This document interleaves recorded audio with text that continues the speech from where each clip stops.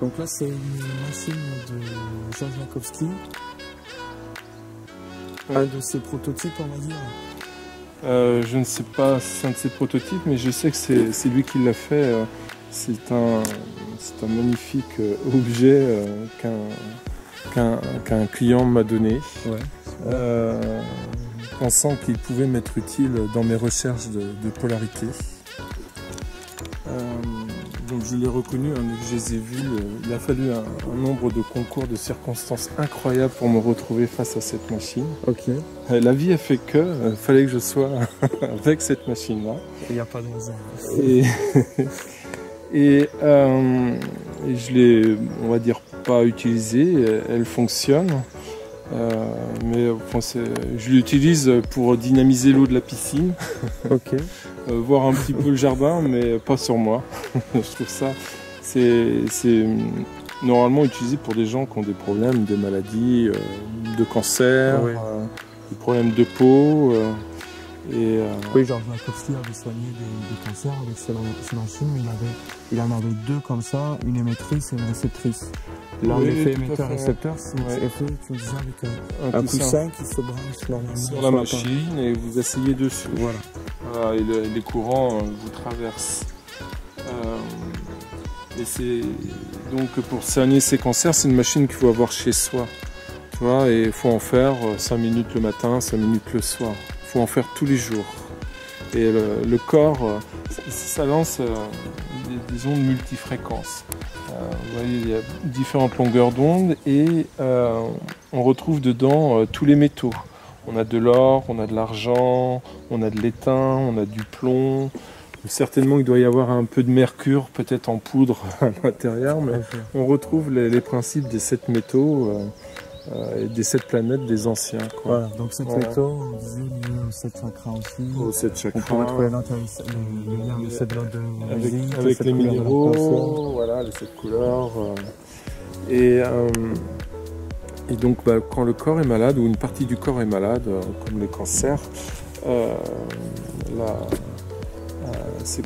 le corps a besoin aussi de certains types de fréquences que lance cette machine-là. Le corps va se nourrir des fréquences dont elle a besoin pour se soigner. Ok. Georges Lakhovsky disait que quelqu'un malade, c'était une personne qui avait un déséquilibre énergétique. La cellule avait un déséquilibre électromagnétique. Oui, et donc avec ces ondes-là, il arrivait à réharmoniser, on va dire, les cellules. Tout à fait.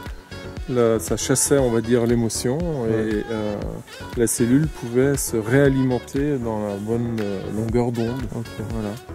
C'est un spectre très très large d'ondes électromagnétiques. Est-ce qu'on pourrait dire une genre de nourriture électromagnétique? Ça serait ouais. Et on retrouve le nombre d'or alors dans la disposition de ces anneaux. Il y a le nombre d'anneaux, il y a les écarts entre les anneaux, les dimensions. Oui, tout est nombre d'or. Ok. C'est quelque chose que Lakhovsky connaissait très bien. J'avais lu aussi que Lakhovsky utilisait, il a dû le faire après, de la soie pour faire tenir les anneaux entre. Il utilisait de la soie. Certainement, je ne sais pas. Et ces boules là, qu'est-ce que c'est? Ça, c'est d'origine aussi? Ça, c'est d'origine, ouais. Et sur celle-ci, elle ne fonctionne pas. Peut-être que ça s'allume, mais j'ai pas, je sais pas. Je sais pas. Il doit certainement y avoir, ou à l'époque, il y avait des gaz qui, avec le champ, ça devait s'illuminer. Ce que je sais par contre, c'est que ça crée des arcs. Ça veut dire que si vous approchez votre doigt, vous avez des arcs qui peuvent faire 15, 20, 30 mm. Ah ouais. Ça fait des étincelles. Ouais. Très fort. Ouais, c'est actif quoi. Ah, c'est très actif. Ouais. Donc malheureusement là, elle marche pas, mais bon, il y a un petit souci électronique, mais normalement elle marche. Oui, mais ça fait beaucoup de bruit. Ah oui, ça fait beaucoup de bruit. Ouais, c'est assez impressionnant. C'est assez impressionnant. Le moteur initial, ça faisait 20 ans qu'il n'avait pas fonctionné. Il est parti en fumée. Ah. Et j'avais mis ma fille face à la machine. Ça lui a fait tellement peur qu'elle est partie en courant. Ah. Et moi, je me suis posé la question, je l'avais mis à côté de moi, là, enfin, à vivre à côté de cette machine-là. Et la réponse que j'ai reçue, c'est que dans mes travaux de polarité, je faisais exactement la même chose que Jarl Rakowski, mais sans courant électrique. C'est-à-dire sans branchement sur le secteur. Ce que je fais, mes travaux de polarité, comme le Thor, le Thor en cuivre, ou mes tables ou mes lits en bois polarisé, c'est la même chose que ça, mais en version homéopathique. Ok. En version... Ouais, onde électromagnétique émise via l'électricité artificielle. Voilà, le Thor réagit, émet déjà des ondes via sa forme et réagit aussi avec les ondes électromagnétiques. Le Thor, c'est le même principe, c'est-à-dire c'est une structure, on va dire, universelle. Qu'on voit dans le champ magnétique. C'est la bouée, quoi. Tu vois, c'est un cylindre tourné sur lui-même. Voilà ce qu'on a là. Par la polarité, j'ai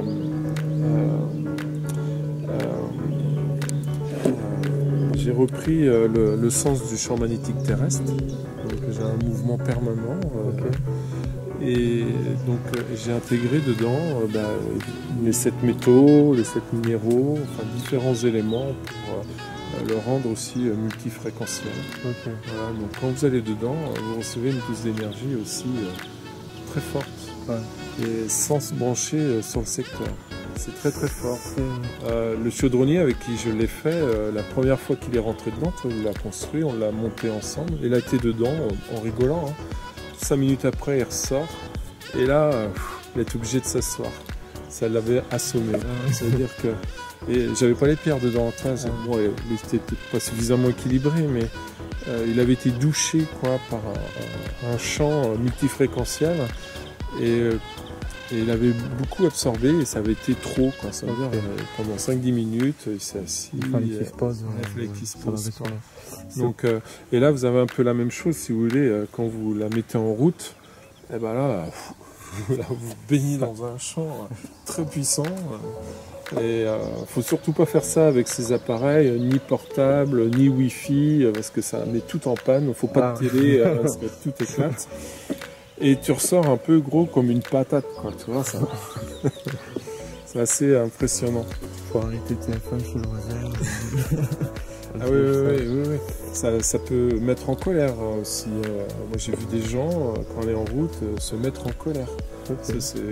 Ça envoie tellement de jus qu'il faut pouvoir aussi recevoir. C'est marrant, donc la diversité de métaux pour la diversité de fréquences, ça me fait penser que dans la nature, la richesse, c'est aussi la diversité.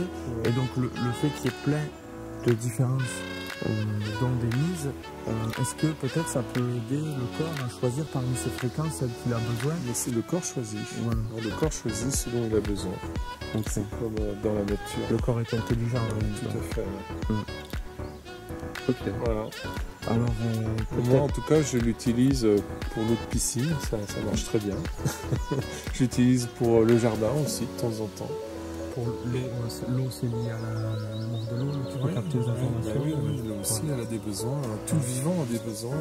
L'eau se charge aussi et ça te fait une eau très dynamique. Tu se baigner et toi, après, t'en profites. Quand tu plonges, tu as une eau quasi de source, quoi, tu vois. Et c'est très bon. C'est même mieux que de se prendre le champ direct. Ok. Donc la prochaine fois, Loïc, elle sera réparée. Je te la ferai fonctionner. Et je te mettrai sur la chaise. C'est moi qui filmera. Moi, c'est l'expérience. Si possible, je filmerai le Thor aussi pour montrer ça sur Internet. Le Thor, vous pouvez aller le voir au musée Gassendi à Digne-les-Bains. Musée Gassendi, qui est un ancien philosophe. À Digne-les-Bains, c'est dans le 04, c'est au nord de Marseille. Ok. Il y a encore magnifique musée et le Thor y est jusqu'au mois de septembre. Début septembre. Et vous pouvez monter dans le Thor. Il y a une estrade qui est faite et vous pouvez les tester le Thor. Montez dans le Thor et vous faire une petite échappée. Je pourrais incruster une photo là, sur la vidéo du Thor. Oui, je t'enverrai des photos. Bah, génial. Par contre, comme objet, c'est absolument magnifique.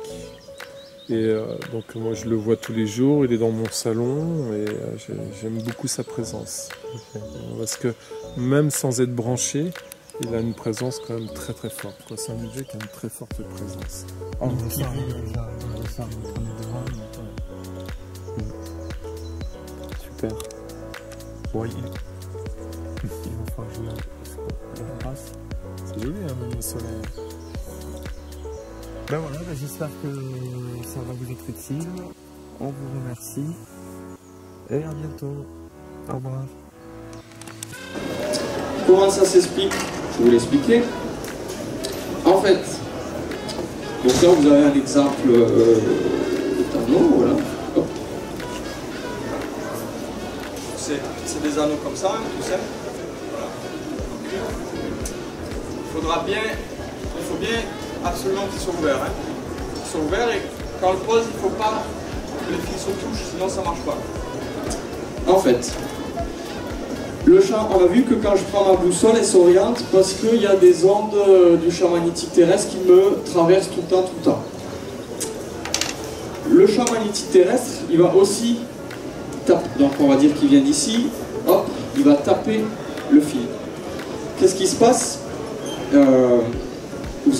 Quelqu'un a des notions d'électricité ici? Est-ce que vous savez par exemple que si je prends un câble, et que je passe de l'électricité dedans, quand je fais une boucle et qu'il y a de l'électricité qui passe dedans, ça crée un champ magnétique autour de la boucle. Donc si après je veux y passer une boussole, la boussole est déréglée. Voilà. Et bien, avec les anneaux